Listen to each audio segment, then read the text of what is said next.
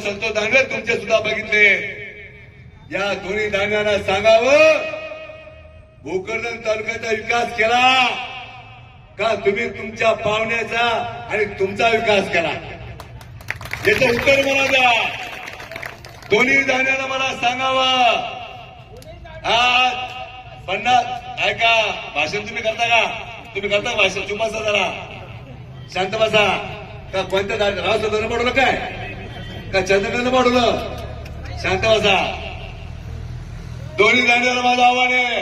अरे दारू पिऊन लोक काय पाडता बेटा हो?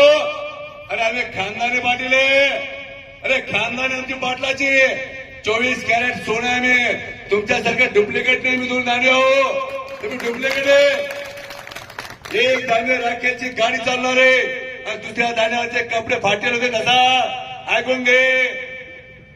या दुसऱ्या दानवेला लोकांनी कपडे शिवून दिले आणि एका दानवेला घातलेला पैसे टाकून दिले. लोकांना विचारणार, ते मान्य करावं लागेल.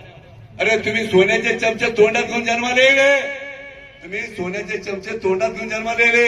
एक खासदाराचं पोरग चंद्रकांत दानवे, त्याचा बाप खासदार आहे आणि संतोष दानवेचा बाप कोण आहे? मग खासदाराचे ना.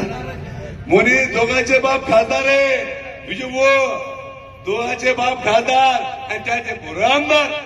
हे सोन्याचे चमचे जन्माला घेऊन आलेले पोरे. अरे तुम्हाला काय करणार आहे की शेतकऱ्याचे कष्ट? अरे चंद्रकांत दानवे, संतोष दानवे, अरे एखाद वेळेस मला दाखवा उन्हामध्ये तुम्ही आंदोलन केलं का? सोयाबीनचे भाव वाढवून आंदोलन कधी केलं का बेटा हो?